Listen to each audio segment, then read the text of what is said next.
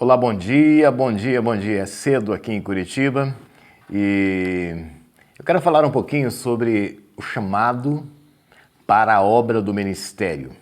Chamado para ser um pastor, um presbítero, diácono, enfim, pregador da palavra. É muito importante que nós sigamos os princípios bíblicos para isso. As pessoas às vezes me perguntam como eu identifico um chamado específico. Também me pergunto como que a igreja em que você dirige, como instituição,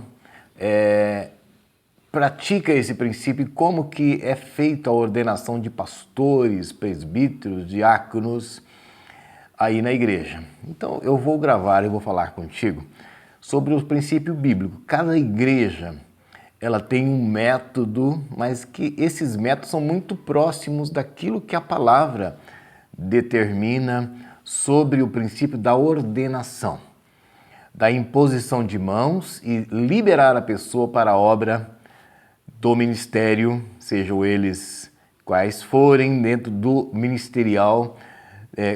Paulo diz, o ministério da piedade no original, ou seja, o ministério onde você vai servir o corpo de Cristo especificamente em uma área de liderança. Paulo, em 1 Timóteo capítulo 3, creio que seja o ensino mais profundo e próximo, tem outros que nós podemos usar sobre essa questão. Ele começa dizendo assim: fiel é esta palavra, se alguém deseja ser bispo ou episcopado ou ministério da piedade, excelente obra deseja. Paulo está dizendo assim, fiel é a palavra. Se alguém deseja, excelente obra deseja. Ele está dizendo, você precisa desejar isso, e se você o faz, você está desejando uma coisa boa.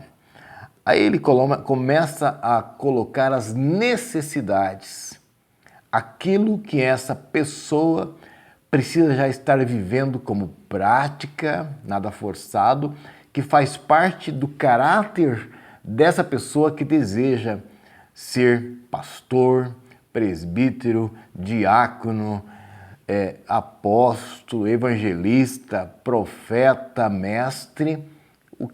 Quais são as características que a pessoa precisa ter? Em outro texto, Paulo diz assim, em ninguém imporás as mãos precipitadamente.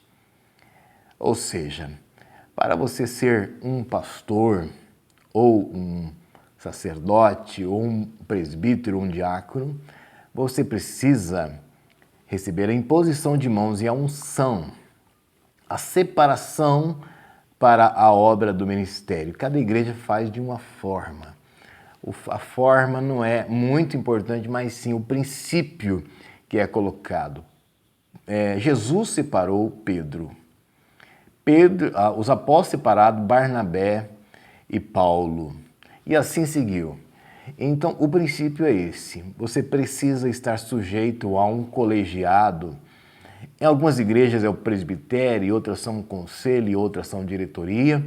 Isso não importa muito, o que importa é que você tem o desejo, tem o reconhecimento do rebanho e tem também o reconhecimento do presbitério para que o seu ministério flua produtivamente para o fim que deseja. Por quê? A obra do ministério não é tua, não é minha, ela pertence a Jesus. Jesus precisa estar aprovando o seu ministério e ele usa pessoas. Assim como ele usou o concílio de Jerusalém, assim como ele usou o conselho que enviou Paulo e Barnabé, ele tem pessoas separadas aqui que reconhecem o seu ministério e te abençoam para que você vá bem, ok? Estou dizendo isso porque existem pessoas que têm o chamado ministerial e não têm a paciência de esperar o reconhecimento do presbitério e não se sujeita a esse órgão. Ela quer fazer por ela mesma. E, infelizmente, esse método não tem a aprovação da palavra e nem a aprovação de Deus. Eu conheço muitos casos de pastores, pessoas que queriam ser pastores e não tiveram a paciência de esperar, saíram da igreja, ou auto se denominaram pastores, ou se auto-ordenaram, ou saíram por aí procurando pessoas para impor as mãos precipitadamente sobre as suas cabeças e apresentá-lo como pastor. Ok? Quero falar para você sobre institucionalmente. Na nossa legislação do Brasil, está prevista na Constituição a função de sacerdote, aquele que vive do ministério, que é voluntário no ministério. Ele tem um reconhecimento das leis, do Ministério Público, é preciso fazer uma ata de ordenação. Essa ata ela tem um registro em cartório e com esse registro em cartório você está autenticado para fazer parte de um presbitério, fazer parte de um órgão. Isso é a parte institucional, não é espiritual. Mas o princípio precisa ser estabelecido no natural para que você tenha cobertura no espiritual, beleza? Vou falar das características aqui de quem deseja ser pastor, presbítero, diácono, evangelista, mestre, doutor, enfim. É necessário que ele seja irrepreensível, marido de uma só mulher, vigilante, sóbrio, honesto, hospitaleiro, apto para ensinar. Não dado ao vinho, não espancador, mas amável, inimigo de contendas, não ganancioso. Que governe bem a sua própria casa, tendo seus filhos sobre disciplina com todo o respeito. Pois se alguém não sabe governar a sua própria casa, como cuidará da igreja de Deus? E parando um pouco aqui, é muito importante que o pastor, aquela pessoa que vai ser ordenado, seja verificada a sua casa. Se ele tem filhos, se os filhos estão com ele na igreja e se são interessados na obra do ministério.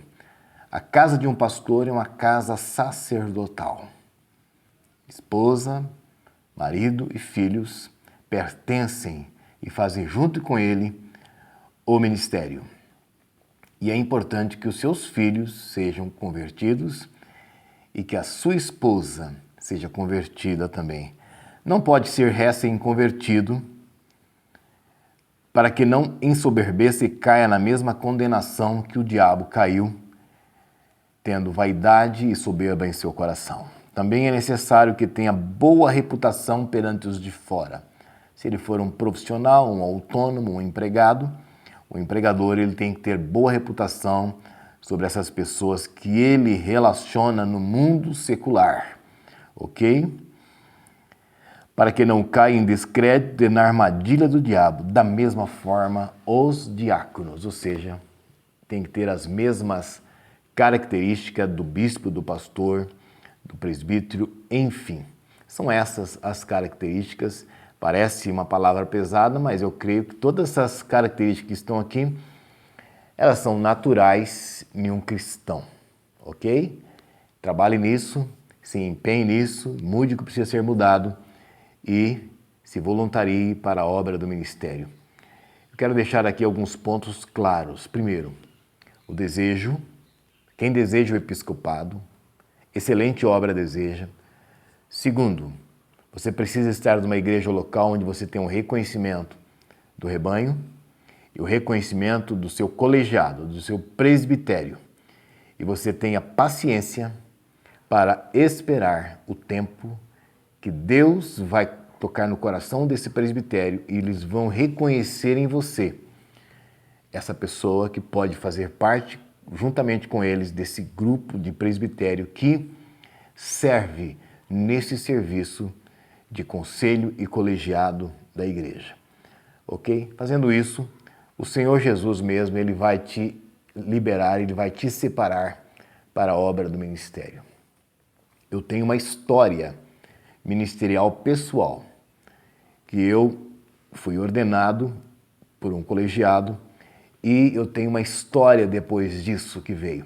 E eu procurei, na minha história, não quebrar princípio de autoridade, não me rebelar contra os meus líderes e me sujeitar a todos os conselhos recebidos. E às vezes a pessoa fala, por que o seu ministério está fluindo, está dando certo? Já é difícil dessa forma. Muitas vezes é pesado. O ministério tem renúncia, tem sacrifícios. Imagine só, quebrando princípios como seria, não é? Então eu te abençoo. Você que tem um chamado, que arde no seu coração. Fale com o seu pastor, fale com a sua liderança, fale com o seu presbitério, sirva o presbitério. Assim, você vai conseguir chegar mais rápido naquilo que Deus tem preparado para você. Tá bom? Deus abençoe grandemente a sua vida.